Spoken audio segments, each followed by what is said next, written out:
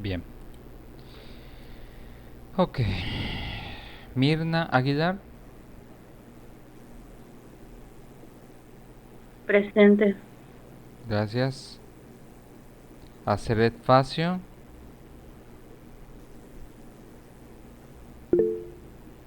Presente. Gracias. Jennifer Sánchez.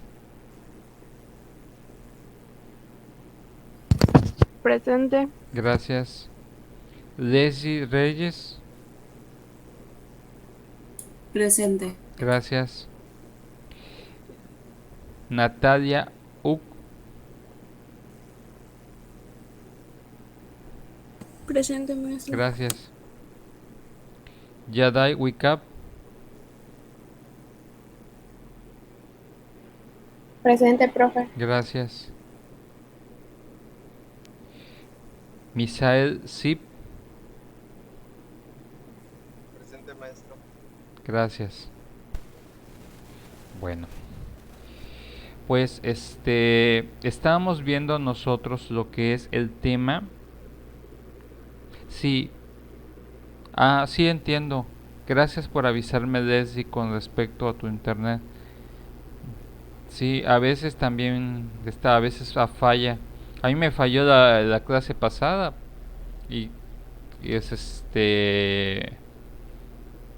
y pues prácticamente tuve que volver a esperar a que nos volviera a conectar. Y eso hizo que se fuera el internet por un rato. Pero bueno, son cuestiones técnicas, yo lo entiendo, no se preocupen. Estábamos viendo lo que es el tema de Edmund Husserl, ¿sí? No sé si, por ejemplo, cómo vamos con respecto a este tema. Si tienen, cómo hemos estado avanzando, si tienen ustedes alguna duda, algún comentario.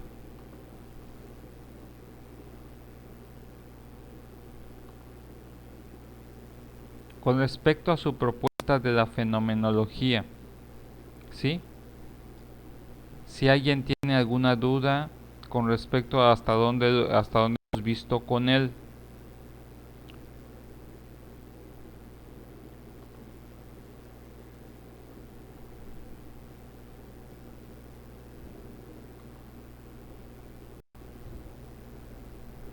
Que quiero ver es por ejemplo, ¿se acuerdan, por ejemplo, que estamos viendo nosotros con lo que es Edmund Husserl, que él era matemático? No sé si quedó bien comprendido el aspecto de lo que es el método para poder reconocer y analizar la realidad. Si se quedó entendido, por ejemplo, ese concepto, o alguien tiene alguna duda del método de Edmund Husserl para poder reconocer y analizar la realidad.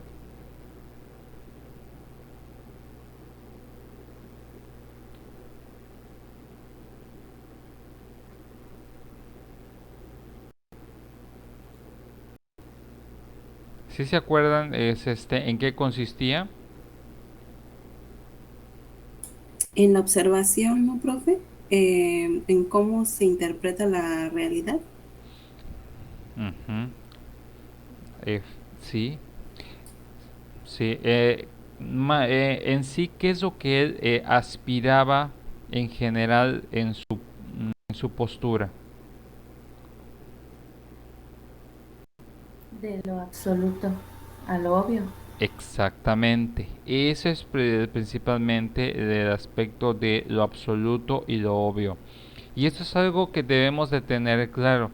Cuando hablamos del principio, el aspecto absoluto, él trataba de llegar a la certeza real de las cosas, que en este aspecto él pudiera reconocer la realidad de lo que es el medio exterior o de las personas a través de evidencias que sean irrefutables. En este aspecto recordemos que el principio era reconocer que existieran los elementos o de análisis completos era evaluar el proceso al momento de evaluar la realidad y obviamente buscar, por ejemplo, que ese aspecto de la realidad no tuviera aspectos de ambigüedad.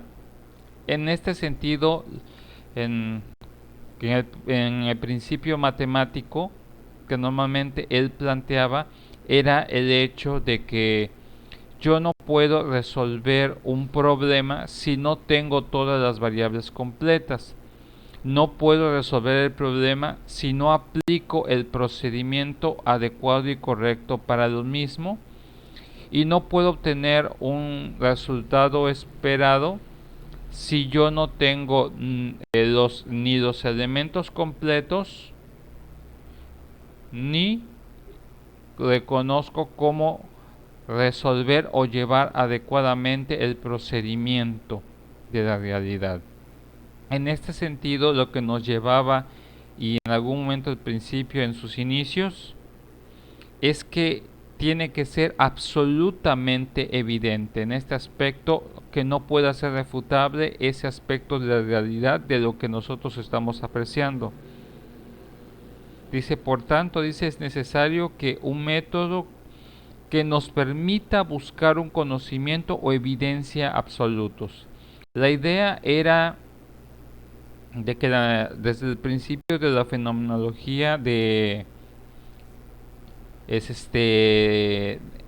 lo que era Edmund Husserl, él decía, el problema de muchas personas es que tratan de resolverlo por los procedimientos equivocados o tratan de llegar a la verdad por el procedimiento equivocado.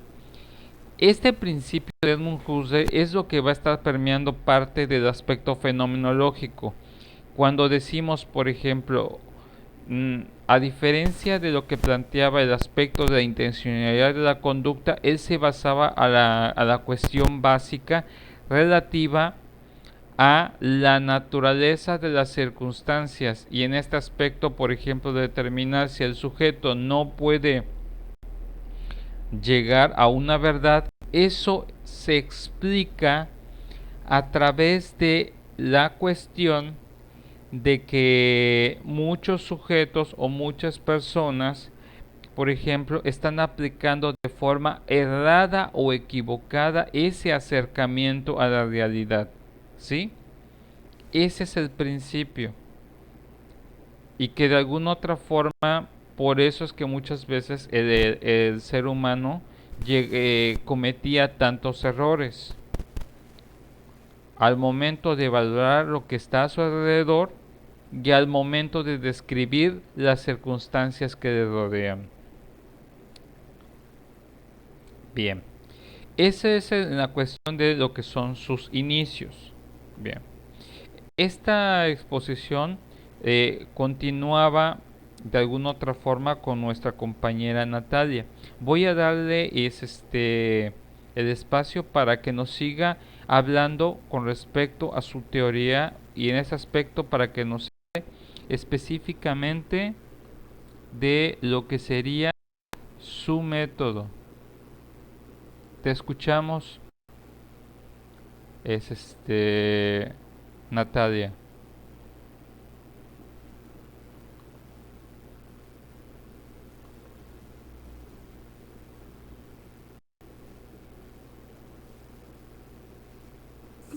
Sí, maestro.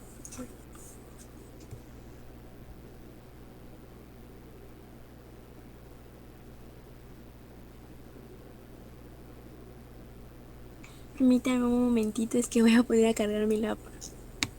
¿Cómo? Es que estoy poniendo a cargar mi computadora porque se está descargando, así que un momentito nada más. Ah, claro que sí. Bien. Hasta bueno, mientras puede resolver esta situación su compañera, ¿alguien tiene alguna duda con respecto a lo que acabo de explicar?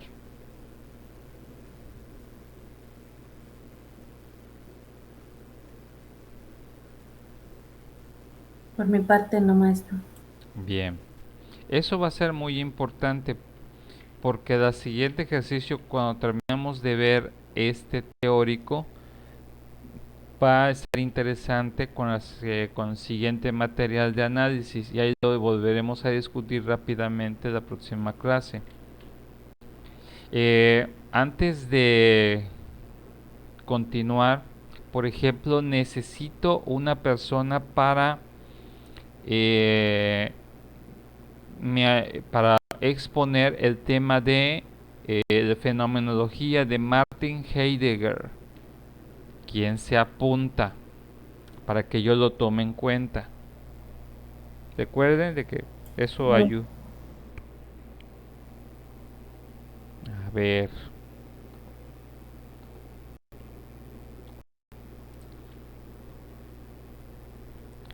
¿Quién dijo yo? Mirna, yo Mirna. Mirna. Muy bien, sale. Entonces, te voy a registrar. Pues, Mirna Martin Heidegger.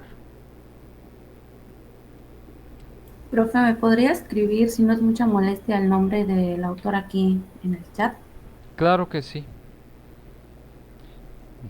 Claro que sí. Es...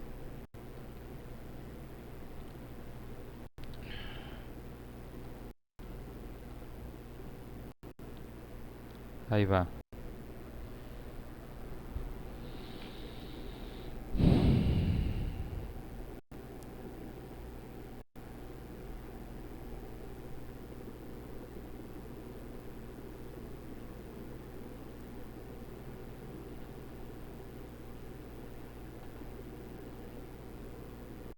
Ok, ahí va. Es Martin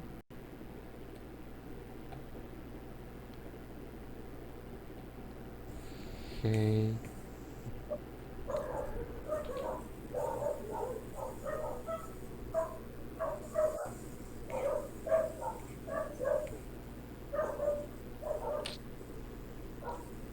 ¿Cómo vamos, Nati? Ya maestro, solamente estoy esperando que termine. Gracias, maestro. Ahí está, es Martin Heidegger. Muy bien.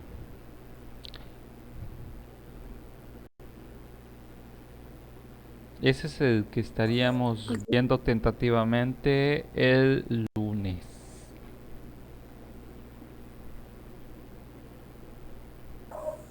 Ya maestro, ¿ya puedo empezar? Sí, ya. Ok, bueno, aquí habla sobre el método fenomenológico. Bueno, fue propuesto por Husserl, y el método fenomenológico consistía en examinar todos los contenidos de la conciencia, determinados si tales contenidos son reales, ideales, imaginarios, etc.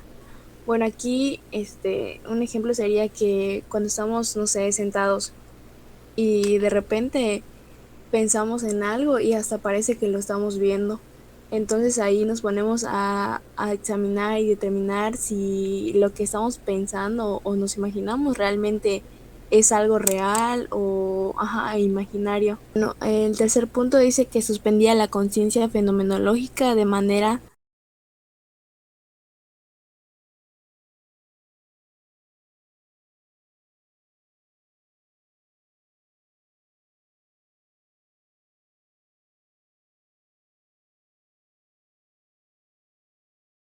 tal que resultaba posible atenerse a lo dado en cuanto a tal y descubrir en su pureza.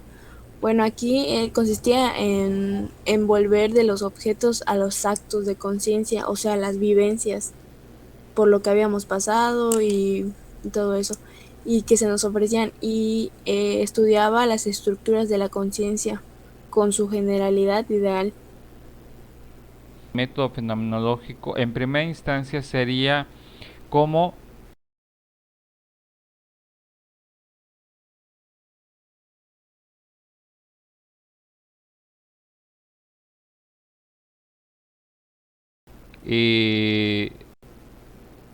lo que sería el nivel del procedimiento que se debía de seguir o los aspectos a cuidar. Esto es como, por ejemplo, cuando ustedes van a hacer una actividad, tenemos que tener ciertos cuidados o ciertas consideraciones para poder hacer las cosas bien. Por eso él determinaba que teníamos que examinar todos los contenidos de la conciencia. En este sentido, examinar para poder determinar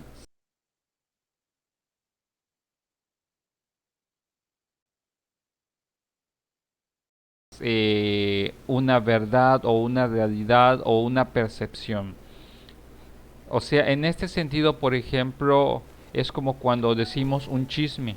Por ejemplo, a mí por ejemplo, para que un chisme se vuelva una noticia real, tiene que haber no solamente la connotación de la persona que me lo contó. Tengo que tener todo el contenido completo, ahora sí con lujo de detalle, para poder determinar la validez de ese contenido. Otro de los aspectos, por ejemplo, una vez que yo ya valoré si pude examinar de forma adecuada y completa todo el contenido, si tiene suficientes evidencias y bases, el método me tiene que llevar a poder determinar si es real, si es un aspecto ideal, si es imaginario o ese tipo de contenidos que están llegando a mí tiene algún otro tipo de naturaleza que no sea objetiva. Recuerden, cuando ustedes trabajen con una persona, les pueden contar muchas cosas, pero si ustedes aplican dentro de la psicología fenomenológica, no pueden quedarse con todo lo que les dice. Tienen el aspecto en el método fenomenológico es examinar a profundidad todos los elementos de lo que te están contando o de lo que están describiéndote.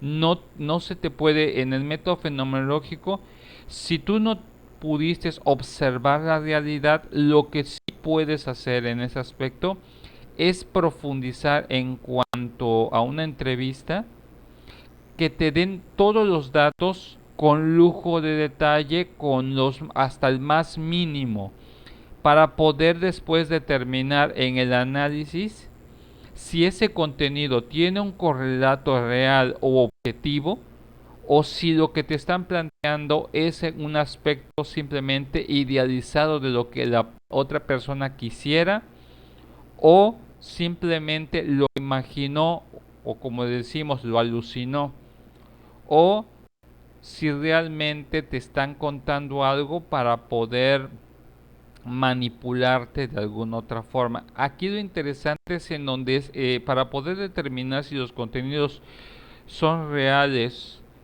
ideales o imaginarios, es el ejercicio del uso de la razón y la lógica para poder calificarlos y juzgarlos de forma objetiva. En este sentido, cuando dice que tenemos que suspender la conciencia fenomenológica de manera tal que resulte posible atenerse dado a cuanto tal y describirlo en su pureza. En este sentido, de acuerdo al método fenomenológico, ¿qué significa al suspender la conciencia fenomenológica? Muchas veces se los voy a traducir porque a veces no se entiende. Muchas veces lo que tienes que hacer es no contaminar la información con tus propias experiencias. No puedes interpretar las cosas desde tu punto de vista. De ahí es en donde significa suspender tu conciencia fenomenológica, o sea, tu conciencia de tus propias experiencias, ¿sí? Y al suspender en este aspecto el aspecto subjetivo de lo que tú has vivido, como cuando te cuentan algo y se parece a lo que has vivido y automáticamente tiendas a poder interpretarlo o relacionarlo con lo que tú viviste. y darle pues un significado subjetivo. Si tú puedes suspender eso, lo que te va a llevar en ese momento es que simplemente te bases en los datos que estás obteniendo y en la descripción de los datos que te están dando. Entonces, dejamos de trabajar con el yo y trabajamos con lo que la persona o la realidad me da. No sé si queda claro estos primeros 3 puntos. ¿O alguien tiene alguna duda? Yo, profe, ya me revolví esa parte. ¿Sí me podría volver a repetir? ¿Cuál? Mencionó los 3 puntos, o sea, no me quedaron claros exactamente. Muy bien. Por ejemplo, por ejemplo, imagínate que te van a contar que te contaron, por ejemplo,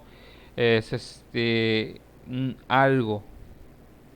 Si tú solo te quedas con lo primero que te contaron, oye, ¿sabes qué? Le caes, a ver, nada más quiero identificarte, que ahorita estoy en presentación.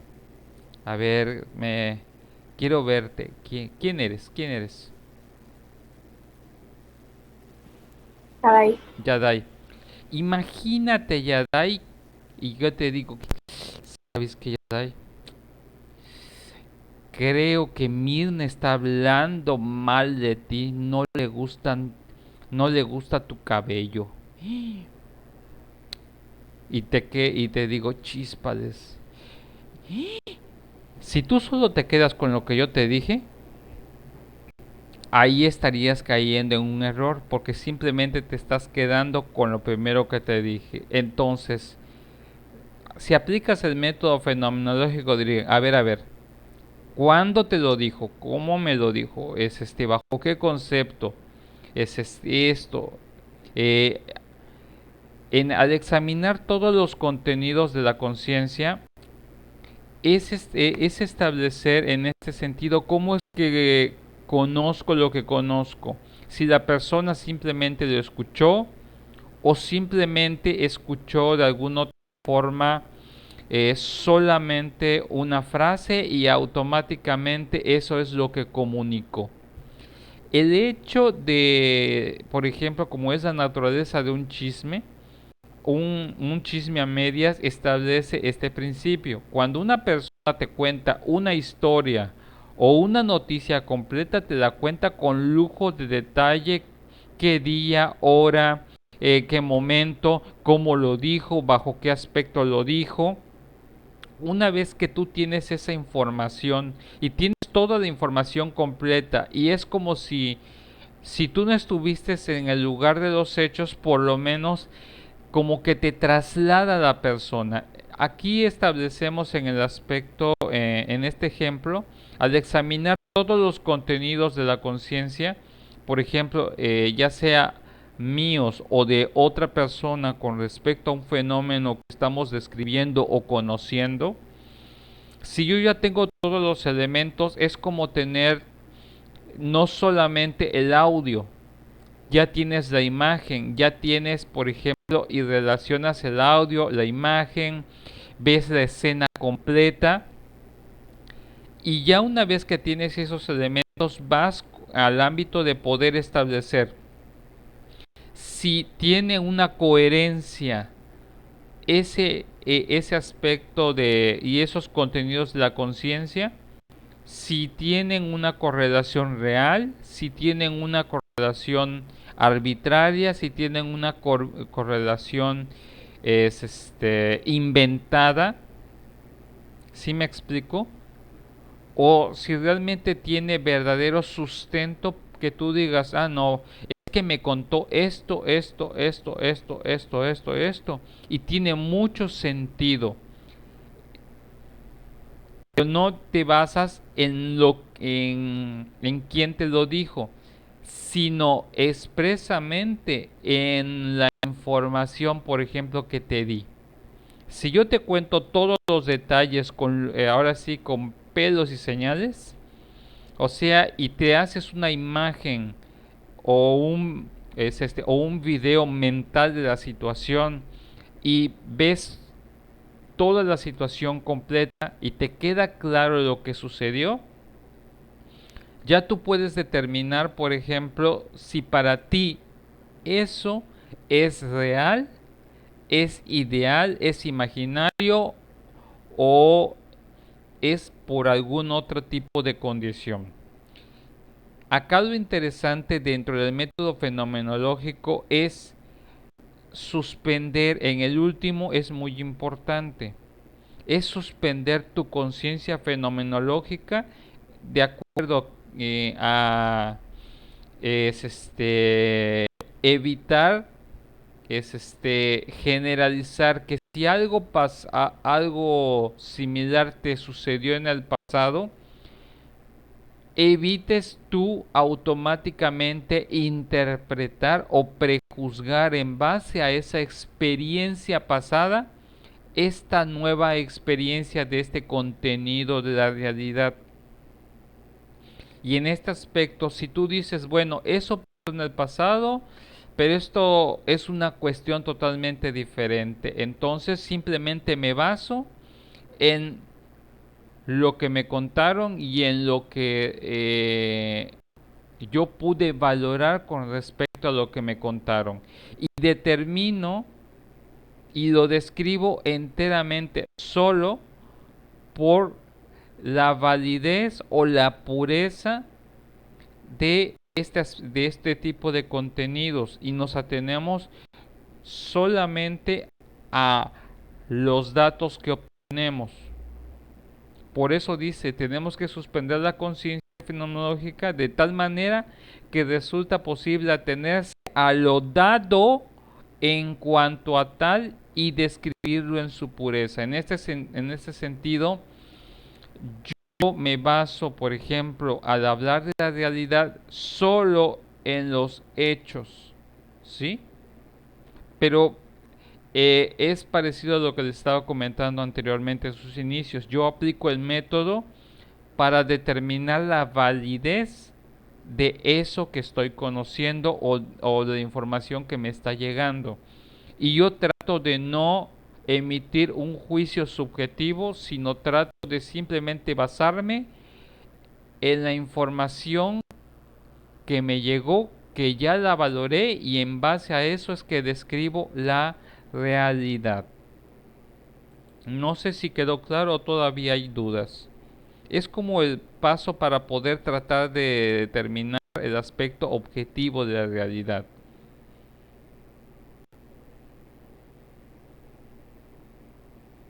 Si tienen dudas, vuelvo a explicarlo. Sí, profe, quedó más claro. Gracias. Sí.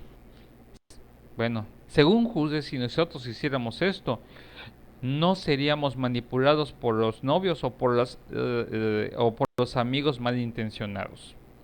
Bueno, ese es de mi cosecha, pero bueno. Bueno, sigamos, Natalia, con la siguiente. Ahí va.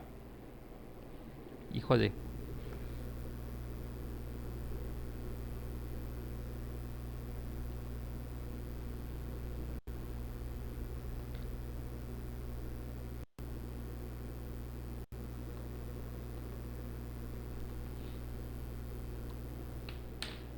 Natalia, ¿sí estás con nosotros?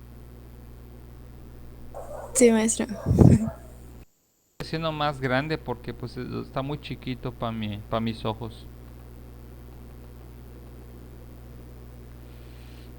Sí. Exageré.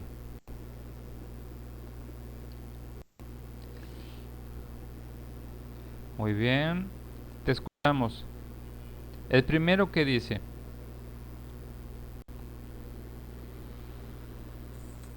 Si lo baja un poquito se va a ver el principio, es que no se ve el primero. Todo. Ok. ¿Cómo que lo bajo? Ya me perdí. Ajá, pero donde le hizo más grande se tapó la letra. El primero, o sea, ahí en esa diapositiva, pero el primer punto. Ese. Ah, ya. Ahí está. Ok. ¿Listo? Ok. Ya. Bueno, en la fenomenología hay que darle. Ay, no se ve. Fíjate, ahorita. ¿Quiere que? Espera.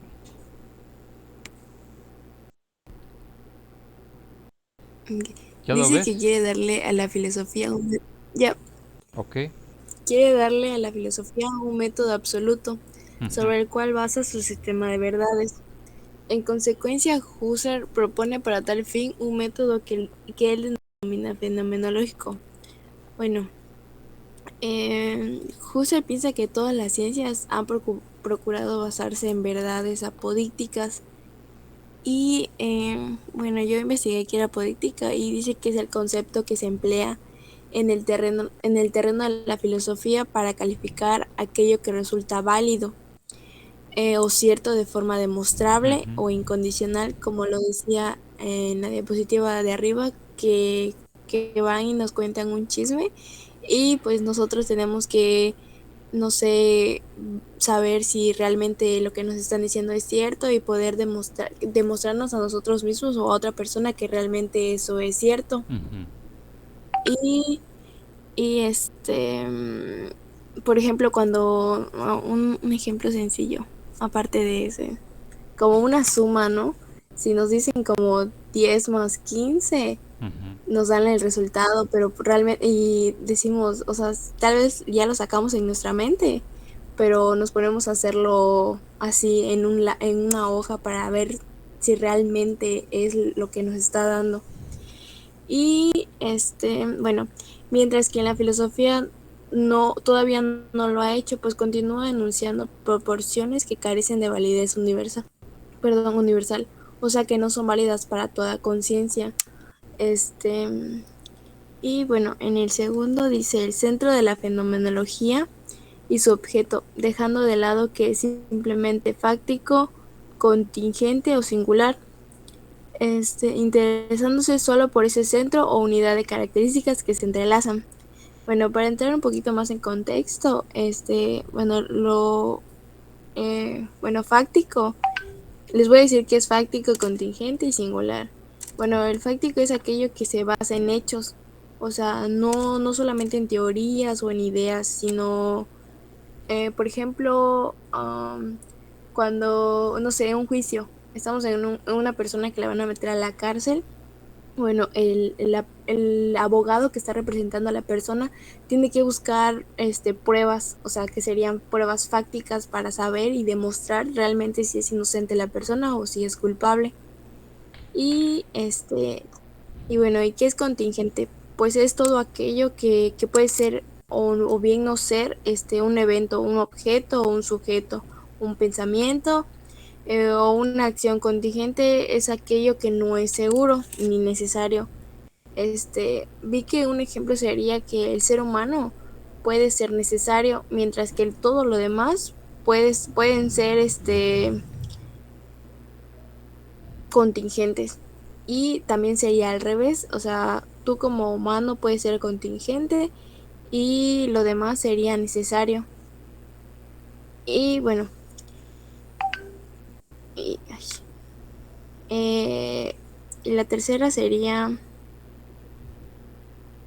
mm, lo de, dice la reducción. El término central utilizado por Husserl en su fenomenología es el término reducción o epoge. Bueno, que esto en resumen es la operación como mental por la cual se coloca entre paréntesis o se preside o se deja fuera de consideración algún dato que ordinariamente se presenta. Bueno, en la siguiente diapositiva habla sobre el epoge, pero todavía. Así que, bueno, aquí dice que el epoge intenta como que dar o centrar una o en la atención en un objeto determinado pero dejando de lado intencionalmente algún dato que generalmente perturbaría la atención y el rigor deseado. Por ejemplo, ahorita que estamos en clases, tratamos de poner toda nuestra atención en ella, mientras que intencionalmente dejamos a un lado lo que esté pasando a nuestro alrededor, que si, no sé, nuestra perrita está ladrando o si nos hablan por alguna cosa X, nuestra mamá o papá, tardamos, o sea, eso lo dejamos de lado, mientras que nuestra atención tratamos de centrarla en lo que es la clase. Y la intencionalidad. El cuarto punto es la intencionalidad. La conciencia no debe entenderse entonces como una sustancia, sino como una actividad, como un estar, lanzando hacia la conciencia. Es siempre conciencia de, y cada tipo de objeto tiene siempre un tipo de intencionalidad. Bueno, la intencionalidad es una propiedad esencial de la conciencia, por lo cual esta se tiende hacia un objeto. Gráficamente se podría representar como como lo que le mencionaba ahorita, que tratamos de poner toda nuestra atención en un solo objeto, y aquí, bueno, gráficamente lo podríamos hacer pues como una gráfica, poniendo una flechita subiendo, bajando, o ya sea hacia el objeto que deseamos o que queremos tener. Muy bien. Está bastante bien lo que nos está explicando. Creo que alguien está participando. Ah, no. Quién sabe qué era. Bueno, no sé si tengan alguna duda con respecto a lo que nos está comentando nuestra compañera Natalia. Está bastante bien.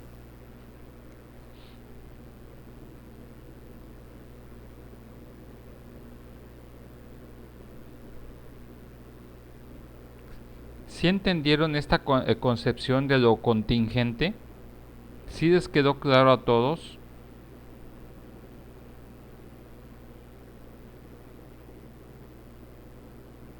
Yo sé que es una palabra nueva o dominguera, como le llamo yo, pero ¿sí entienden el aspecto contingente?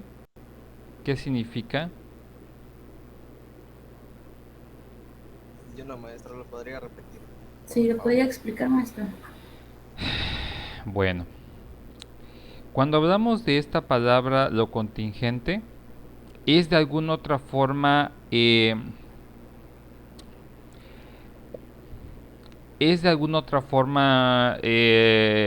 punto cuando podemos nosotros predecir o explicar ciertos aspectos de la realidad que pueden o no suceder en el sujeto. Vamos a decirlo en este punto del aspecto de la fenomenología. Yo tengo que establecer aspectos fácticos o contingentes. Cuando digo un aspecto fáctico, no me apego estrictamente a los hechos, lo que sucedió. Lo contingente establece una categoría de lo que puede suceder en este aspecto en base a un principio de lógica, a un principio de razón. Yo digo, por ejemplo, cuando le dices al niño y que se está, por ejemplo, se esté subiendo a una escalera y y no tiene la suficiente fuerza, y le dices al niño, te vas a caer, te vas a lastimar, te puedes lastimar, no hagas esto. ¿Sí? Estamos estableciendo un aspecto contingente, no estamos determinando que ya sucedió el hecho, sino determinamos una consecuencia lógica que puede suceder en una persona ante una serie de hechos. De alguna otra forma es como nos vamos directamente a, por ejemplo, si haces las cosas bien, no esperes que de las cosas digo, si haces las cosas mal, no esperes que las cosas te salgan bien. Esto es como yo les digo. No esperes sacar 10 en el examen sin haber estudiado. Porque si no estudias para el examen, pues lo más seguro es que repruebes o saques una mala nota. ¿Sí? Así que eso de que de repente es te sople la rosa de Guadalupe, no va a suceder, no. Lo más susceptible es que si no estudias, no vas a poder responder el examen. Estoy estableciendo un principio contingente, ¿ok? Y en este aspecto u otro aspecto es un aspecto o el aspecto singular. En el aspecto singular está establecido específicamente a una cuestión particular de un objeto. Por ejemplo, yo no digo, por ejemplo, un aspecto fenomenológico. Yo no digo, por ejemplo, Pedro es infiel, todos los hombres son infieles. No. Le digo, de todos los hombres, Pedro es el más infiel. Estoy estableciendo un aspecto singular aplicando el principio fenomenológico. ¿Sí? Lo interesante de todo esto es que siempre tengo que determinar, de acuerdo a lo que voy a hablar de la realidad, tengo que hablar de las características, ¿sí? Y si estas se entrelazan con el aspecto de la realidad que estoy describiendo. Por ejemplo, como cuando tú le dices a alguien, le das un consejo a alguien para que no cometa errores, estableces un aspecto particular o singular, tal vez, ¿sabes qué? Haz esto. Establezco un principio fenomenológico con respecto a la resolución de un problema específico. ¿Sí? Un aspecto contingente es como cuando le das un consejo a una persona para que no haga algo porque va a tener consecuencias adversas, o le das un consejo diciéndole de que si hace eso va a tener una consecuencia favorable. O cuando les decimos, ay, es que me caí, efectivamente te caíste porque hiciste esto. Entonces yo establezco una consecuencia lógica de algo que sucedió y establezco el método fenomenológico. No sé si quedó claro. En el fáctico hablo específicamente de los hechos pasados y presentes. En el contingente de lo que puede o no suceder en la realidad. Y el aspecto singular lo determino específicamente en una persona u objeto específico. ¿Cómo quedamos con esto? ¿Algún comentario, alguna duda?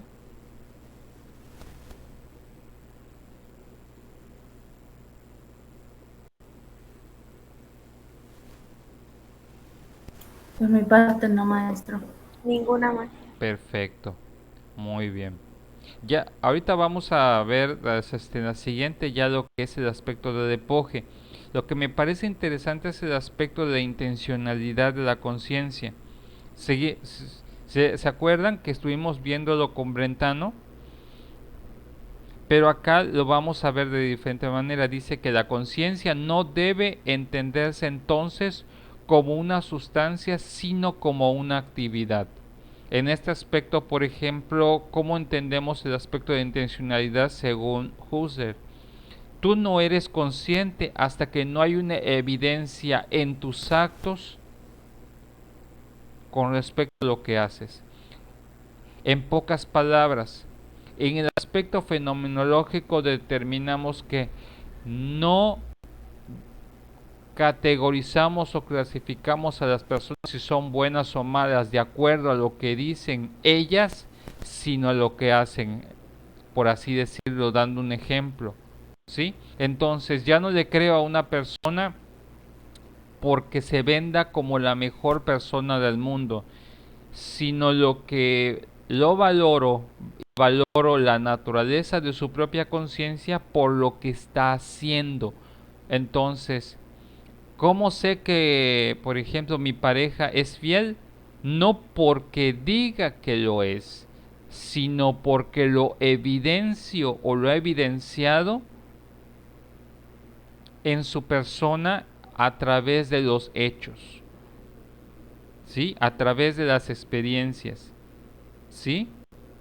y está determinado en aspectos específicos, como cuando nosotros valoramos el aspecto de la honestidad en una persona. ¿Cómo valoramos que una persona es honesta? Cuando yo tengo evidencias de que la persona en su pasado, en su presente y en su modo de actuar hay una correspondencia entre lo que dice ser y lo que ha hecho, lo que hace, y por la naturaleza de sus acciones lo que puede hacer en un futuro. ¿Sí me explico? ¿Sí o no?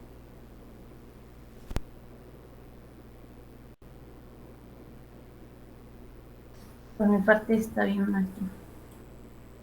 Perfecto, muy bien. Esto es como cuando decimos que tu novio o tu novio es infiel. ¿Cómo sabes que es infiel? Porque te han sido infiel. En el pasado han sido infiel. ¿Tiene conductas de un infiel? Pues en la conciencia está la percepción de que te va a ser infiel. O sea, no hay discusión porque hay una correlación entre estos aspectos. Pero vámonos parte por parte. Vamos ahora a la situación de el epoge. Adelante, a ver, nada más déjeme checar cómo vamos con el tiempo de esta sesión. Quedan 7 minutos. A ver, ¿qué me mencionas en 7 minutos para que pasemos a la siguiente? Háblanos del epoge, Natalia, te escuchamos. Bueno, el epoge. Bueno, primero les voy a dar un pequeño concepto sobre qué es el epoge. Y el epoge consiste en dejar nuestro juicio y todo aquello que conocemos en suspensión para lograr un estado en el que sea imposible negar o afirmar algo, ya que solo de este modo puede llegarse a conocer la realidad sin prejuicios, como quien observa algo por primera vez. Husserl daría posteriormente sobre epoge, que consiste en hacer un paréntesis en la razón en un lugar de una suspensión total para llevar a cabo su exposición, una muestra donde se puede encontrar un conjunto de obras realizadas en diferentes estilos y lenguajes visuales dentro de su propia línea de trabajo, replanteando y reinventando su modo de trabajar para llevar a cabo en diferentes modalidades y unirlo todo en su misma sala. Bueno, como decía usted en la diapositiva de arriba, que dejar aquello en suspensión para lograr un estado en que sea imposible negar o afirmar algo. Decía sobre la suspensión, o sea, dejar como que nuestros pensamientos fuera para realmente ver que lo que nos están diciendo o lo que estamos viendo realmente si es cierto o es verdad. Dejamos en suspensión todo aquello que nosotros estemos pensando o estemos viendo desde nuestra perspectiva. Y bueno, empezamos con el epoge filosófica. Bueno, consiste en poner entre paréntesis toda teoría filosófica y todo presupuesto con el fin de enfocar la atención únicamente en los objetos. Bueno,